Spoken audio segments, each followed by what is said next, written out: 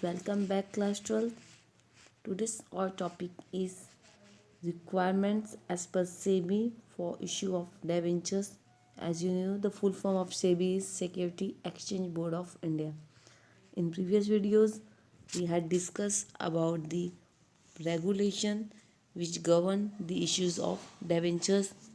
Thereafter, we had discussed about the provisions which is related with the issues of debentures as per Companies Act 2013 and Company Share Capital and Debentures Rules 2014, and the next one is our SEBI regulation which we are going to discuss in this video. So in this video we will discuss about the regulation or requirement of SEBI which the company need to follow or fulfill for the issue of debentures. Means company को अगर debentures issue करने हैं market में तो यहाँ पे कुछ provisions होते हैं, रेगुलेशन होते हैं, कुछ कंडीशन होती है जो कंपनी को फुलफिल करनी पड़ती है, फॉलो करनी पड़ती है। जैसे कि हमने प्रीवियस वीडियोस में देखे थे कि अगर कंपनी को डेवेंचर इशू करने हैं so the company have to fulfil और satisfy the conditions of the companies act 2013। जो भी प्रोविजंस दिए गए हैं वो उनको फॉलो करने पड़ेंगे और पढ़ते थे। अभी हमने देखा था कि उसमें ये भी इसमें रूल था कि जो डेवेंचर्स होते हैं, जो डेवेंचर होल्डर होते हैं, they have no any right, उनको कोई वोटिंग राइट नहीं था। And they has a different kind of debentures, ये उसका एक प्रोविज़न था, रूल्स रेगुलेशन। देन उनको पेमेंट कर इंटरेस्ट जो है वो पे करने का एक उनके पास रेगुलेशन था। रिडेम्पशन का भी था कि वो परमानेंट नहीं हो सकता, उसका एक फिक्स स्पेसिफिक पीरियड के बाद क्या होता था, डेवेंचर्स रिडीम करने पड़ते थे। देर आफ्टर कंपनी को एक DRR करके एक अकाउंट बनाना पड़ता था for the redemption of the debentures, and the company also have to appoint the debenture trustee for the redemption of the debenture. ये हमने कंपनी से 2013 में पढ़ा था। देर आफ्टर हमने ये भी पढ़ा tenure of secure debenture in the companies rule 2014, appointment of debenture trustee और create debenture redemption reserve. Means हमने DRR भी पढ़े थे। ये हमने companies share capital and debenture to rules 2014 में पढ़ा था ना guys. In our today's video अब हम पढ़ने वाले हैं सेबी। मीन्स सेबी की क्या क्या रिक्वायरमेंट है if company want to issue of debentures. So first requirement is that the minimum subscription, according to SEBI, the company have to fulfill the minimum subscription of their debentures. Means अगर company debenture issue करती है, company अगर debentures issue करती है तो company के पास minimum subscription आने चाहिए। मीन्स दोज जो भी एप्लीकांट है, कम से कम अगर कंपनी 1000 शेयर्स इशू करती है सो 75% क्या होने चाहिए, मिनिमम सब्सक्रिप्शन आने चाहिए डिवेंचर्स के लिए। अगर मिनिमम सब्सक्रिप्शन नहीं आते हैं तो कंपनी को क्या करने पड़ते हैं, जितने भी एप्लीकांट्स आए हैं, जितने भी एप्लीकेशन कंपनी के पास आए हैं डिवेंचर परचेज करने के लिए, तो कंपनी को वो 12 दिन के अंदर रिटर्न करने पड़ते हैं। Okay, so first company have to fulfil the minimum subscription of the debenture, that is the 75%. Okay, now see what's at written. The SEBI issues and listing of debt security regulation 2008 regulation 12 state the minimum subscription to be collected by a company. According to SEBI क्या बोलती है कि company have to collected a minimum subscription from the investor, मतलब जो भी investors हैं उनसे कम उनका मिनिमम सब्सक्रिप्शन होना चाहिए डिवेंचर्स का। Okay, as per SEBI the minimum subscription for public issue of debenture is 75% of base issue size. मतलब अगर कंपनी ने 100 या फिर 1000 शेयर्स, हम लोग सपोज कंसिडर करते कि कंपनी थाउजेंड्स डिवेंचर्स इशू कर दी, सॉरी मैं बार बार शेयर बोल रही हूँ बाय मिस्टेकली, बट ये डिवेंचर्स की बात हो रही है because they has written the issue of debentures. So अगर कंपनी 1000 डिवेंचर्स इशू करती है तो उनका मिनिमम सब्सक्रिप्शन एटलीस्ट 75% होना ही चाहिए। But if company fail for the minimum subscription of the debenture, अगर कंपनी मिनिमम सब्सक्रिप्शन रिसीव नहीं कर पाती है, if company are unable to collect the minimum subscription, okay, it is not received by the company, so the entire money, whatever the money company has collect, okay, जो भी उसने debentures के application से जितने भी उसने fund collect किए हैं कंपनी ने, it should be refunded within the 12 days from the date of closure of the issue. मतलब ये कंपनी क्या करेगी, 12 दिन के अंदर कितने 12 दिन के अंदर कंपनी को क्या करने पड़ेंगे, वो जो सारे पैसे कलेक्ट किए हैं कंपनी ने बादी अपनी बादी इन्वेस्टर्स, वो कंपनी को क्या करने पड़ेंगे, रिफंड करने पड़ेंगे। ओके, तो ये फर्स्ट रिक्वायरमेंट है कि कंपनी को मिनिमम सब्सक्रिप्शन फुलफिल करना जरूरी है। अगर नहीं करती है तो the company have to refund whatever the amount received by the company within the 12 days from the date of closure of the issue. Okay guys, now next point is the retention of over subscription. Okay guys, retention means retain करना, रखना, मतलब company उसको रख सकती है। Company का return over subscription money. Okay guys, मैंने आपको बताया मिनिमम सब्सक्रिप्शन मैंने बता दिया कि हमने देखा कि कंपनी को मिनिमम सब्सक्रिप्शन होना ही चाहिए। जितने भी कंपनी डिबेंचर्स इशू करती है उसका मिनिमम सब्सक्रिप्शन कंपनी के पास होना चाहिए। अदरवाइज कंपनी को क्या करना पड़ेगा, जो भी कल एप्लीकेशन मनी आई है उसके पास इन्वेस्टर से, वो पैसे उसे रिफंड करने पड़ेंगे with in the 12 days। Okay, अब गाइस अगर मिनिमम सब्सक्रिप्शन नहीं होता है कंपनी के पास तो उस सिचुएशन को क्या बोलेंगे, उस सिचुएशन को हम बोलेंगे अंडर सब्सक्रिप्शन। मीन जितना हम चाहते थे उतना नहीं हुआ, तो that is the under subscription. ऐसी सिचुएशन में कंपनी क्या करती है, अंडर राइटर्स अपॉइंट करती है। क्या अपॉइंट करती है, अंडर राइटर, जो एक तरह के कमीशन बेसिस पे अपॉइंट होते हैं और वो एक एज्योरिटी देते हैं कि अगर आपके डिबेंचर्स या फिर आपके शेयर्स पूरी तरह से उसको, अगर उसका जो सब्सक्रिप्शन है वो प्रॉपरली नहीं, मिनिमम सब्सक्रिप्शन अगर नहीं होता है तो मिनिमम सब्सक्रिप्शन होने में, उसको फुलफिल करने में जितने भी शेयर्स हैं, जितने भी डिबेंचर्स हैं, उसको सेल करने में हम मदद करेंगे, हम उसको सेल करवाएंगे, लेकिन उसके ऊपर हम क्या करेंगे, कमीशन चार्ज करेंगे। वो होते हैं अंडर राइटर। अभी ये सेकेंड पॉइंट के बाद हम थर्ड पॉइंट ये देखेंगे, बट सेकेंड पॉइंट क्या है कि यहाँ पे ओवर सब्सक्रिप्शन की बात हो रही है। ओवर मीन्स कि सपोज कंपनी ने 1000 शेयर्स इशू किए और अप्लीकेशंस आ गए 1200 शेयर्स के या फिर डिवेंचर्स के। कंपनी ने 1000 शेयर और डिवेंचर्स क्या किए, इशू किए, और कंपनी के पास 1200 डिवेंचर्स के अप्लीकेशंस आ गए। इस कंडीशन को, इस सिचुएशन को हम क्या बोल सकते हैं, ओवर सब्सक्रिप्शन।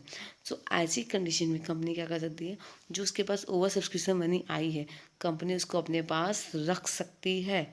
कंपनी उसको अपने पास रख सकती है, मतलब जो भी उसका 100% जो भी उसका बेस इशू है, मतलब जिसका बेस वैल्यू जो भी है कंपनी का, वो कंपनी अपने पास रख सकती है। मतलब कंपनी के पास, कंपनी ने, मैंने बताया कि कंपनी सपोज 1000 डिबेंचर इशू किए, कंपनी के पास 1200 के एप्लीकेशन मनी आ गई। अब जो एक्स्ट्रा अमाउंट उसके पास आई है, कंपनी 100% से ऊपर जो भी उसके पास अमाउंट आई है उस पैसे को अपने पास रख सकती है, या फिर उससे छोटा कोई अमाउंट भी कंपनी के पास, कोई लोअर यूनिट अपने पास रख सकती है। बट वो कहाँ स्पेसिफाइड होना चाहिए, वो ऑलरेडी जब कंपनी ऑफ़र दे रही थी मार्केट में, जब पब्लिक में ऑफ़र इशू कर रही थी या प्रॉस्पेक्टस जब कंपनी इशू कर रही थी, वो उसमें मेंशन होना चाहिए पहले से। Okay, so that has only written a company can return over subscription money up to maximum 100% of the base issue। मतलब जो कंपनी का बेस इशू था दैट इज़ द 100%। सपोज मैंने बताया कि 1000 डिवेंचर्स, तो कंपनी का जो 1000 डिवेंचर्स का जो भी बेस इशू होगा 100%, उसके ऊपर का जो ओवर मनी होगा, ओवर सब्सक्रिप्शन मनी, वो कंपनी अपने पास रख सकती है, या फिर एनी लोअर यूनिट, या फिर उससे भी कोई कम लोअर यूनिट, मतलब छोटा सा कोई भी यूनिट या कोई हिस्सा पैसे का कंपनी उसके ऊपर का भी रख सकती है। But it should be specified in the offer letter और प्रॉस्पेक्टस। कंपनी को वो रख सकती है पैसे को, जो एक्स्ट्रा अमाउंट आया है कुछ दिनों के लिए, लेकिन वो क्या होना चाहिए, ऑफर लेटर में या फिर प्रॉस्पेक्टस में मेंशन होना चाहिए। Okay, now guys third point is under writing. Yes, अभी हमने इसके फर्स्ट पॉइंट में पढ़ा था मिनिमम सब्सक्रिप्शन होना चाहिए कि कम से कम 75% के सब्सक्रिप्शन फुलफिल होनी चाहिए, अदरवाइज कंपनी क्या करेगी, 12 दिन के अंदर कंपनी को पैसे रिफंड करने पड़ेंगे। ओके, तो जब कंपनी मिनिमम सब्सक्रिप्शन फुलफिल नहीं कर पाती, in that situation is known as the under subscription. तो ऐसी सिचुएशन में कंपनी क्या करेगी, अंडर राइटर्स को अपॉइंट करती है by the under writing agreement. तो कंपनी क्या करती है, अभी अंडर राइटर्स कौन होते हैं, ये अंडर राइटर क्या करते हैं कंपनी को एक एज्योरिटी देते हैं कि हम आपके डिवेंचर्स या फिर आपके शेयर्स को मार्केट में सेल करवाने में हेल्प करेंगे, और हम सेल करवाएंगे, हम आपका मिनिमम सब्सक्रिप्शन फुलफिल करवाएंगे, but in exchange of that we will charge commission, हम एक कमीशन चार्ज करेंगे। ओके, सो ये होते हैं अंडर राइटर। तो company may enter into an underwriting agreement with underwriters for its public issue of debentures. Yes, company क्या करती है, एक तरह के एग्रीमेंट में इन्वॉल्व होती है विद द अंडर राइटर्स। किस लिए होती है? For its public issue of debenture, मतलब पब्लिक में अपने डिवेंचर्स को इशू करवाने के लिए, अपने डिवेंचर्स को सेल करवाने के लिए। Appointment of underwriter must be mention in the offer letter और letter of offer of prospectus. Yes, company किस अंडर राइटर्स को अपॉइंट कर रही है वो मेंशन होगा, किस में? ऑलरेडी मेंशन होगा ऑफर लेटर में, लेटर ऑफ ऑफर में, या फिर प्रॉस्पेक्टस में। Okay, now fourth is the credit rating.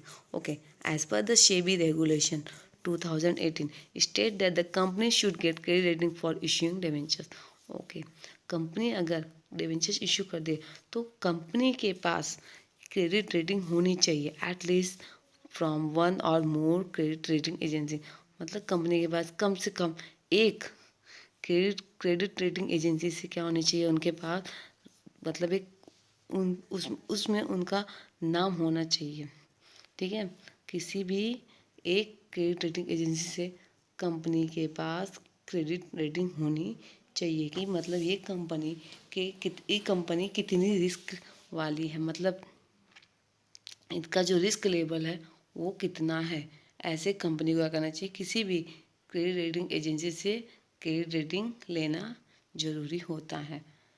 So see what has written. As per the SEBI, companies making a public issue or right to issue of convertible debentures must obtain credit rating from one or more credit rating agencies.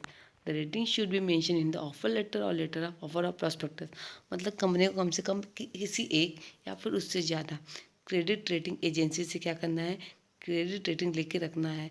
Credit rating मतलब क्या होता है कि company अगर debt securities market में cell करती है या फिर डिबेंचर्स इशू करती है, तो कंपनी कितनी, उसका जो रिस्क, कंपनी में इन्वेस्ट करने का, जो इन्वेस्टर के जो पैसे हैं, वो जो इन्वेस्ट करने का जो इनका रिस्क है, वो रिस्क लेवल कंपनी कितनी एज्योर है पैसे को रिफंड करने में।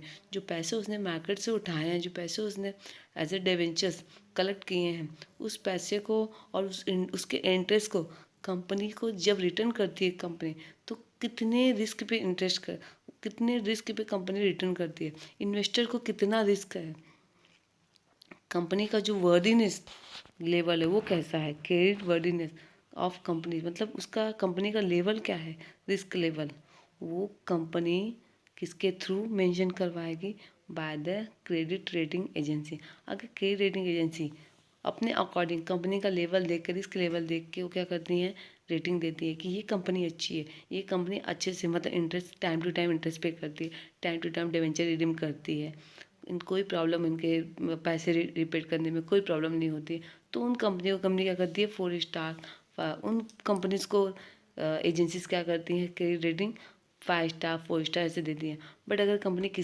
बट अगर एजेंसीज, ये जो क्रेडिट रेटिंग एजेंसी होती है, किसी कंपनी को 1 स्टार या फिर 2 स्टार देती हैं, तो उनका रिस्क लेवल क्या है, क्रेडिट रिस्क लेवल कैसा है, बैड है। तो इससे क्या होता है, इन्वेस्टर्स के माइंड पे बैड इफेक्ट पड़ता है उस कंपनी के लिए, तो इन्वेस्टर्स क्या थोड़ा सा कॉशियस हो जाते हैं और वो उस कंपनी में एक पैसे इन्वेस्ट करने से थोड़ा सा घबराते हैं, तो वो कंपनी की तरफ अट्रैक्ट नहीं होते हैं। ओके, सो कंपनी को क्या करना है, अपना क्रेडिट रेटिंग लेवल क्या करना है, मेंटेन करके रखना होता है। बट सेबी के अकॉर्डिंग क्या है कि हर कंपनी क्या होना चाहिए, हर company must obtain credit rating from the any credit rating agency. किसी भी क्रेडिट रेटिंग एजेंसी को क्या करना है, क्रेडिट रेटिंग ऑब्टेन करके रखना है। So, as per the SEBI, companies making a public issue or right to issue convertible debentures must obtain credit rating from one or more credit rating agencies.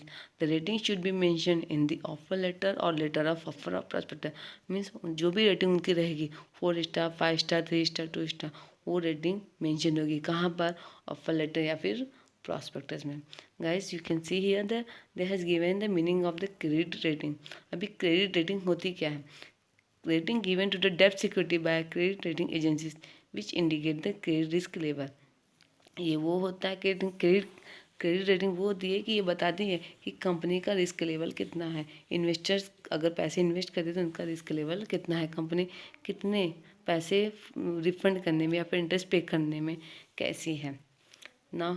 Credit rating agencies like the CRISIL, CARE, etc., which raise the credit worthiness of a company, issuing debenture, deposit and other debt security। मतलब company जब debenture issue करती तो properly fund refund करती है, नहीं interest देती है कि नहीं, डिपॉजिट मनी वापस करती है कि नहीं, और जो भी डेट सिक्योरिटीज़ हैं, डिविडेंड है, उनको अगर कंपनी उनको प्रॉपरली डिविडेंड प्रोवाइड करती है कि नहीं, ये सारी चीज़ों के लिए इन सब के लिए कंपनी को स्टार मिलते हैं। 4 स्टार, 5 स्टार, 3 स्टार, 2 स्टार। तो ये कौन देते हैं? ये एजेंसीज देती है। कौन सी एजेंसीज? क्राइसिल हो गई, केयर हो गई, ये सब क्या है? ये एक तरह ये एग्जाम्पल्स हैं क्रेडिट रेटिंग एजेंसीज के। ओके, सो गाइज आज के लिए इतना ही। In next video we will see the procedure for the issue of debentures. Good bye.